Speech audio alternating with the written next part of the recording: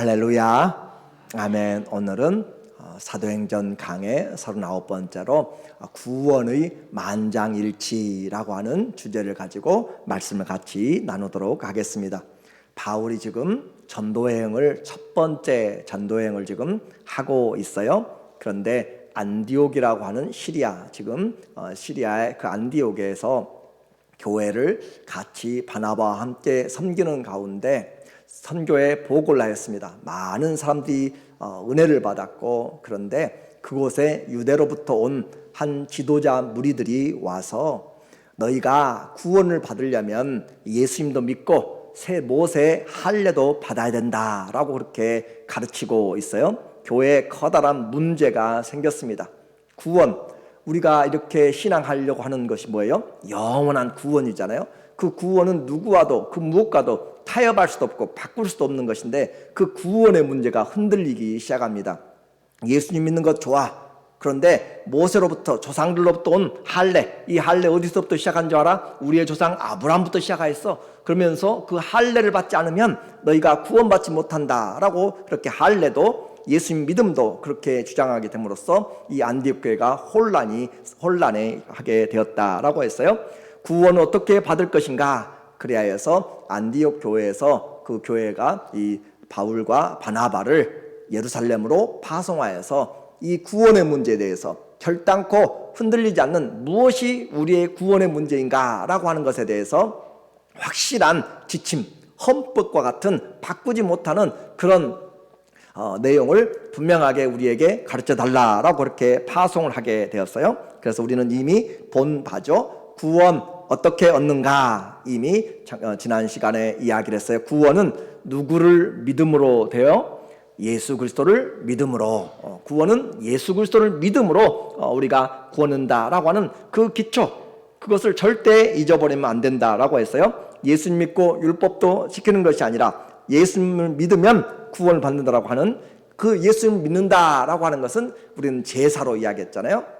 제물에게 안수를 함으로 내 죄가 넘어가고 그 죄물에 흠 없음이 내게 전가되는 것처럼, 우리는 예수님 당시에 살지 않았고 예수님에게 안수하지 않았지만 그것을 어떻게 해요? 믿음으로라고 해요. 믿음으로. 그러므로 믿음을 통하여서 예수님의 점없고 흠없고 거룩한 그 공의가 우리에게 오게 되고 우리의 죄는 다 그분이 짊어지고 가게 된 것을 어떻게 해요? 믿음으로. 그러므로 우리는 믿는 자에게 구원이 임하는 것을 말했습니다.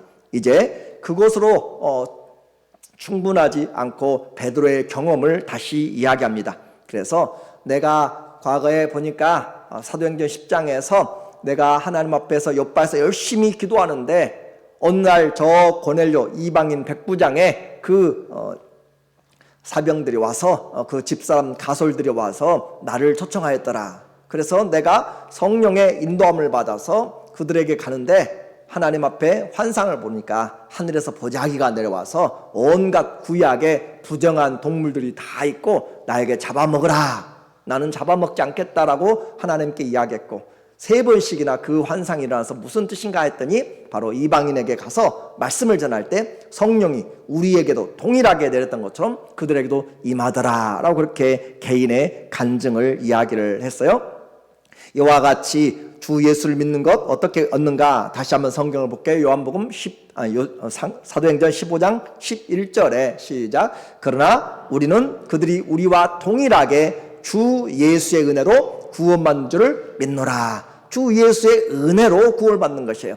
은혜입니다. 우리의 구원은 공로가 아니라 은혜예요. 그래서 우리는 자랑할 것이, 내가 이렇게 봉사를 했기 때문에, 내가 이렇게 했기 때문에 그것으로 구원받는 것이 아니라 은혜가 와서 감사해서 하는 행동의 모습이에요. 그래서 이 은혜, 오직 은혜다, 오직 예수님의 은혜다, 이것을 종교개혁에서 우리에게 말해주고 있어요. 지금도 가톨릭은 우리에게 하나님 앞에 그 믿음, 예수님 믿음, 그리고 우리의 선한 공로 50대 50이에요. 그런데 그 선한 것을 어떻게 알아요? 누가? 모르잖아요. 그러니까 신부든지 사제든지 누구에게 물어봐도 당신 구원 받았습니까? 아니요, 모르죠. 죽어봐야 하는 거예요.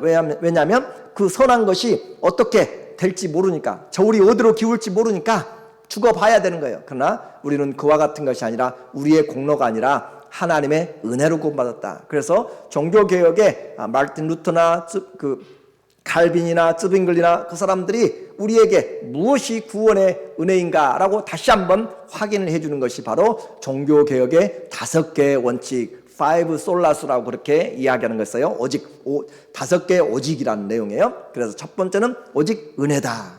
우리 어떤 공로가 필요하지 않고 하나님의 예수님의 은혜, 그것을 믿기만 했더니, 그렇죠? 내가 믿기만 했더니 은혜였다. 그 오직 믿음, 그리고 오직 그리스도, 다른 것 없어요. 다른 것.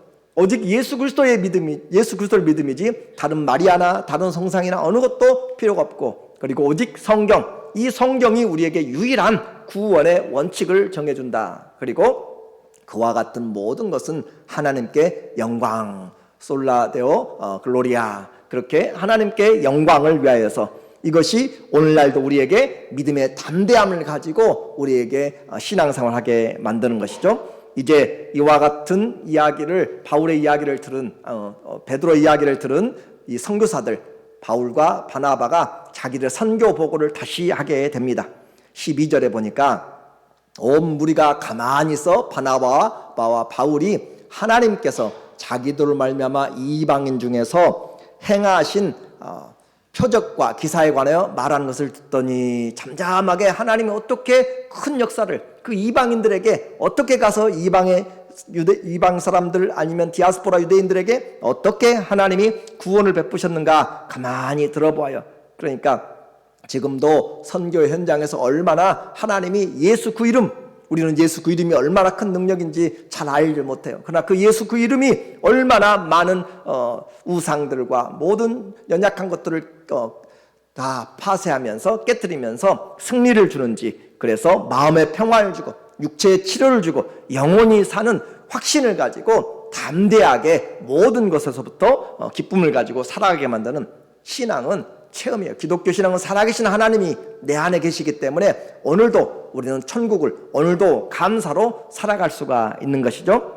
예수님 믿으면서 기쁨이 없는 것은 뭔가 나를 짓누르고 있기 때문이에요. 우리는 어둠의 영들을 벗어버려야 되고 옛 생각을, 옛 옷을 다 벗어버려야 주님이 역사하는 일들이 강하게 일어납니다.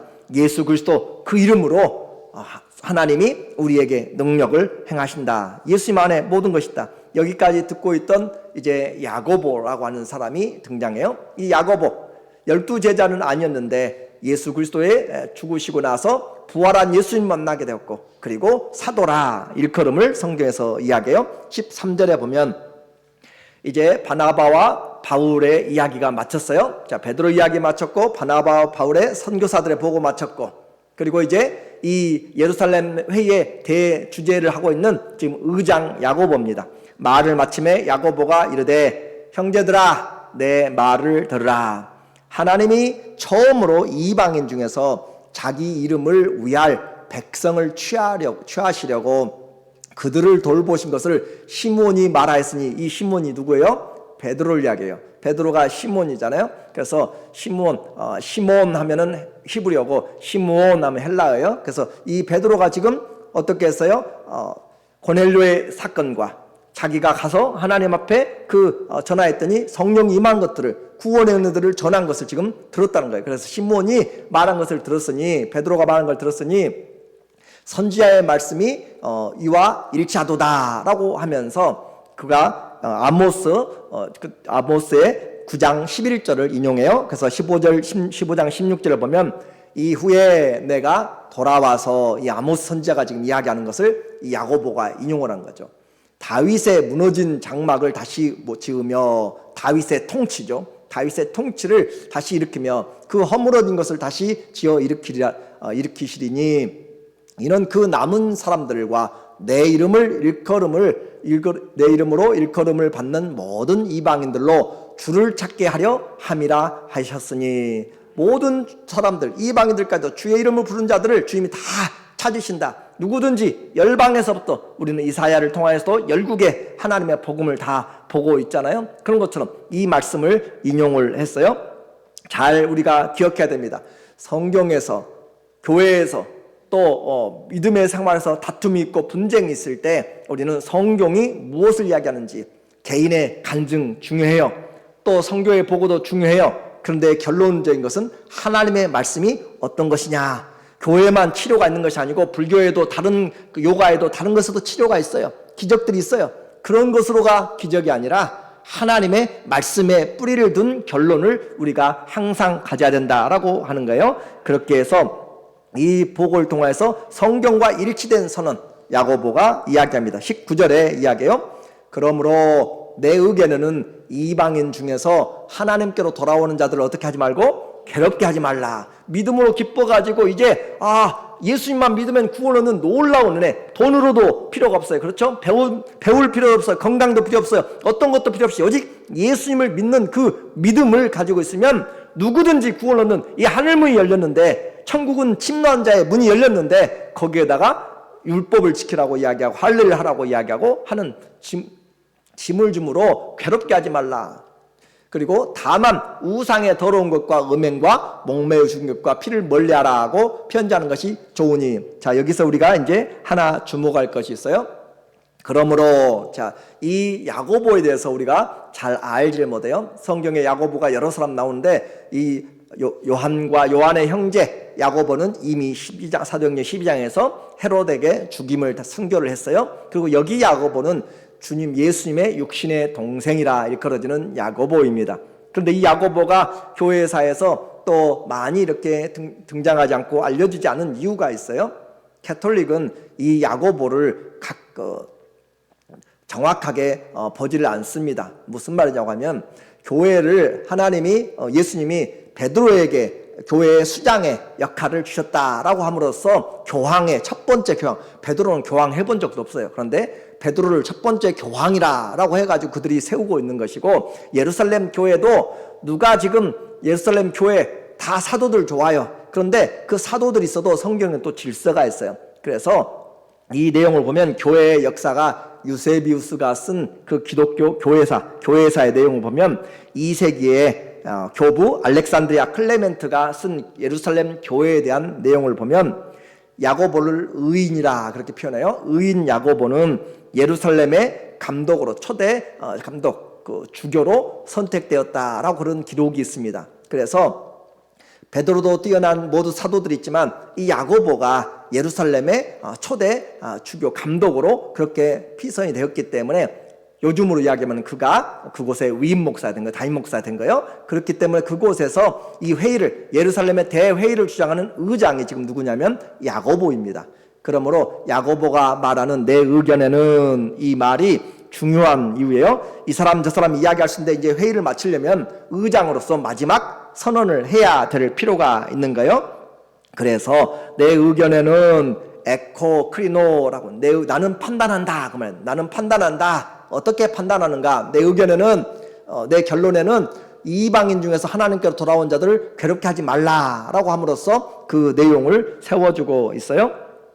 이와 같이 이 야고보가 첫 번째 의장이 되었기 때문에 이 베드로의 권위와 대적하는 것으로 그렇게 해서 야고보를 높이지 않습니다. 또한 한 가지가 있는데, 야고보는 예수님의 육신의 동생이라고 그렇게 이야기를 하고 있어 성경은.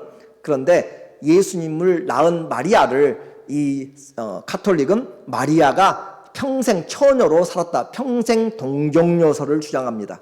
평생, 그러니까 성령으로 예수님 낳고 나서 그 평생 동정녀로 지냈고, 그러니까 자녀들은 낳지도 않았고 요셉과 결혼을 하면서 그런 부부적인 관계는 전혀 하지 않았고 평생 동정녀설을 주장하고, 그리고 그는 마리아의 승천설, 그는 죽음을 맛보지 않고 승천설, 그리고 마리아의 무호설까지 죄가 없다라고까지 그렇게 주장하고 있기 때문에 이 야고보가 예수님의 육신의 동생이 되면 모든 것이 흔들리게 돼요. 그러니까 그것을 덮어버리는 것이죠. 그리고 다른 해석들을 가지고 나오는데 그 이야기는 제가 길게 할 수가 없고, 중요한 것은 우리에게 이와 같이 야고보가 믿음 안에서 예루살렘의 모든 회의를, 첫 번째 회의요, 교회의 회의를 통하여서 하나님의 뜻들을 밝혀낸 것이 중요하다라고 했습니다. 자, 그래서 교회의 결론, 공의의 결론이 뭔가? 22절에 이에 사도와 장로와 온 교회가, 자, 사도들이 있어요, 장로들이 있어요, 그리고 온 교회가 함께, 그 중에서 사람들을 택하여 바울과 바나바와 함께 안디옥으로 보내기를 결정하니 곧 형제 중에 인도자인 바사바라 하는 유다와 실라더라. 자, 그렇게 해서 이들이 지금 예루살렘 교회 회의를 통하여서 뭘 했는가? 사람들을 세웠어요. 요즘 말로 이야기하면 이단 대책위원회라고 할 표현을 썼어요. 그래서 그들을 보내서 자, 여러분들이 이제 가게 되는데 어디로 가는가? 그 편에 편지를 붙여. 자, 그 사람들을 뽑아가지고 편지를 써서 공문을 써서 믿음으로 구원 얻는다라고 하는 것, 그것에 대해서 확실하게 글로 만들어 놓은 것이죠. 이거 회의를 할 때 우리 총회나 노회에서는 그 회의를 하면은 그 회의를 읽어요. 다 회의를 마칠 때는 그것을 다 회의를 읽어요. 회의 내용 몇 시에 누가 무슨 말 하다, 무슨 의견 하다 다 하면서 다시 그 회의가 지나가면서 그것을 다시 서기가 읽음으로써 그것을 확인하고, 그렇게 하고 다 맞으면 그렇게 회의록 채택을 하고, 틀리면은 문자 수정을 하게 돼요. 그러니까 그와 같은 작업을 하는 것이에요. 확실하게 기록을 남겨둔 거죠. 그와 같이 해서 편지를 만들고, 그리고 사도와 장로된 형제들은 자, 안디옥, 저 북쪽에 있는 안디옥과 또 그 수리아의 수도가 안디옥이잖아요. 그리고 길리기아, 저 길리기아 부르기아, 길리아 그 안디옥으로, 그쪽으로 길리기아 안디옥 쪽으로 그렇게 이방인 선교로 가는 모든 곳에 이것이 지침이 되는 거예요.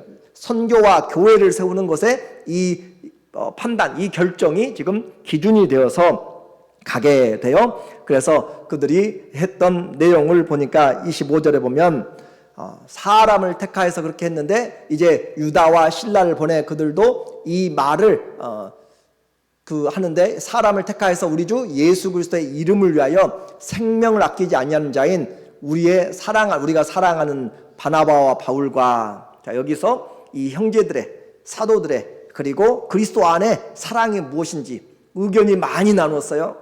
그렇지만 반대하는 사람도 많이 있었고 논쟁을 했다고 그랬어요. 수많은 논쟁이 있었다고 우리는 지난주에 봤어요.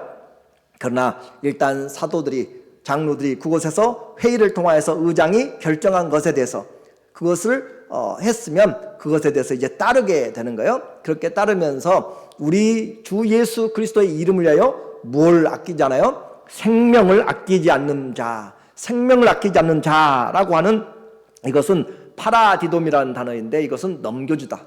예수님에게 자기 생명을 어떻게 해요? 넘겨준 사람들. 자, 바나바와 바울은 예수님에게 뭘 했어요? 생명을 넘겨준 사람들, 위탁한 사람들. 그들이 예수님의 사역을, 이 복음을 가지고 전달하고 있어요. 우리는 우리 생명을 내 것으로 지키려고, 내 것이라고 그렇게 하지만은 그리스도 안에서 우리의 생명은 주님이 사신 바가 됐고, 살아도 주님을 위해서, 그렇죠? 죽어도 주님의 것이라고. 우리는 이미 생명이 하나님께 가 있는 것이에요.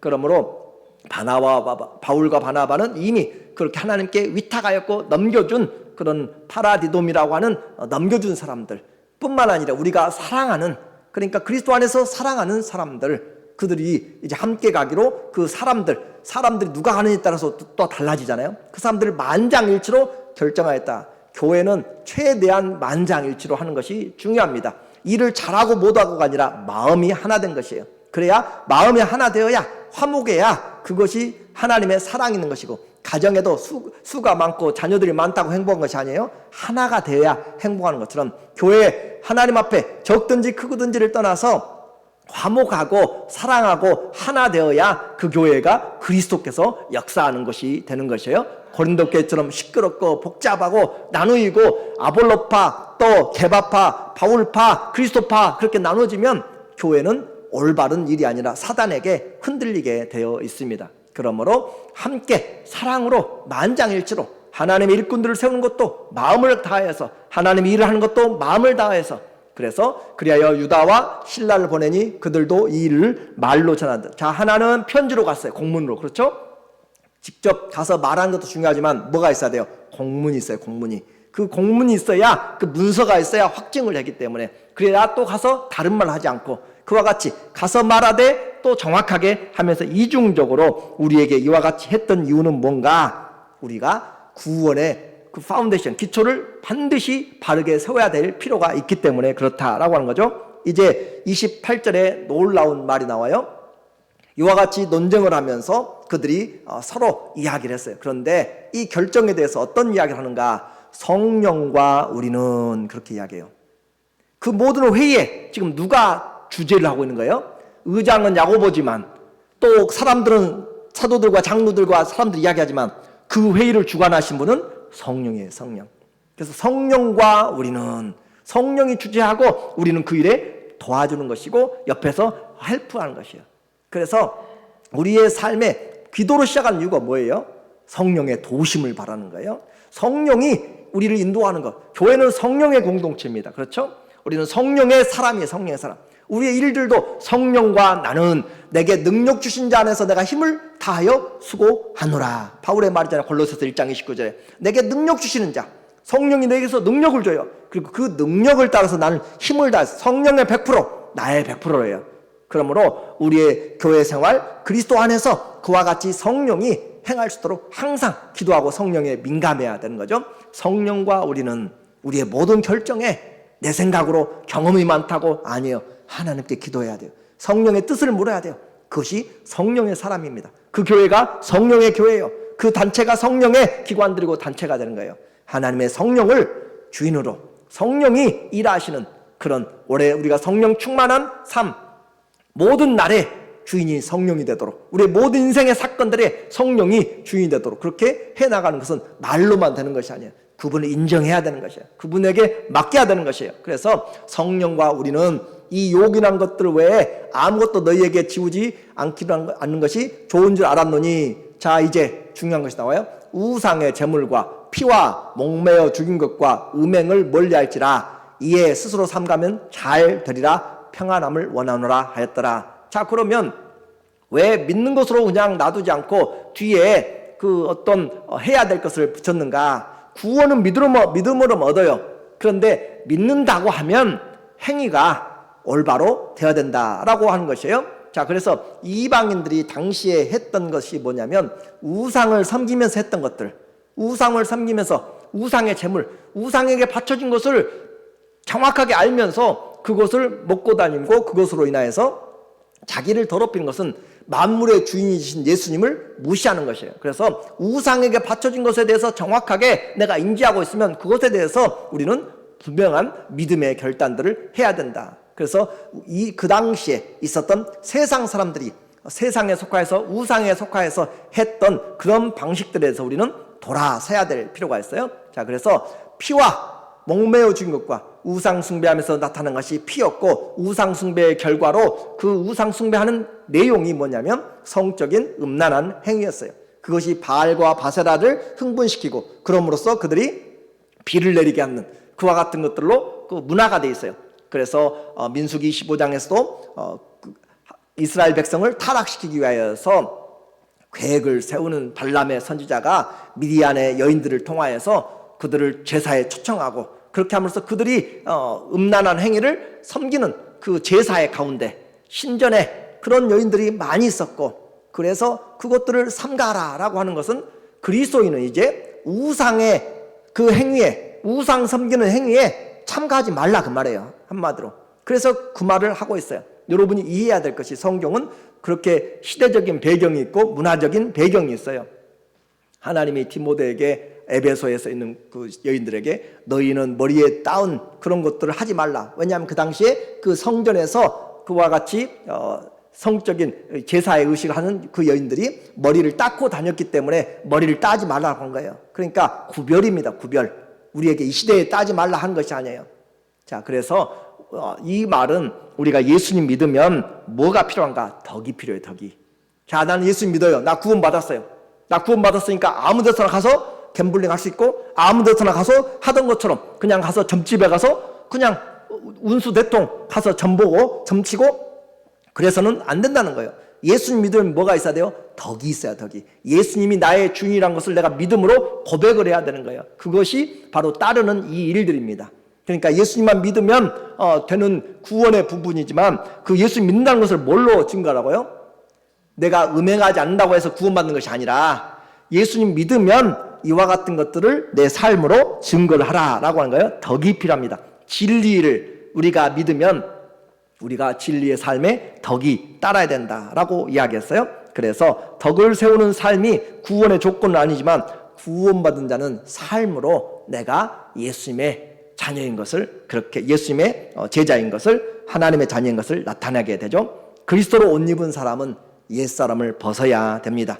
하나님의 자녀는 세상의 풍습, 세상의 사단이 하는 그 풍습에 같이 참여하면 같이 멍에를 매는 자가 되는 거예요. 자, 믿음은 덕이 되는 삶으로 증거를 나타내는 거예요. 그래서 진리가 덕이 되지 못하면 오히려 방해를 받습니다. 얼마나 예수님 믿는다고 하면서 주님의 이름이 땅에 떨어지도록 행동하는, 전혀 주님이 계신지 안 계신지 확인을 못하는 사람이 있으면 안 돼요. 오늘 결론적으로 말씀을 드립니다. 예루살렘의 회의는 교회사적으로 또 선교적으로 너무너무 중요했어요. 오늘날도 우리가 이렇게 담대하게 복음을 확신하게, 어떻게 하나님의 나라에 갑니까? 주 예수 그리스도를 나의 주님으로 믿음으로 갑니다 라고 이렇게 담대하게 이야기하고, 죽음 앞에서도 우리는 오히려 감사하고, 호흡 있는 자 감사하고, 마지막까지 할 수 있는 것은 뭐예요?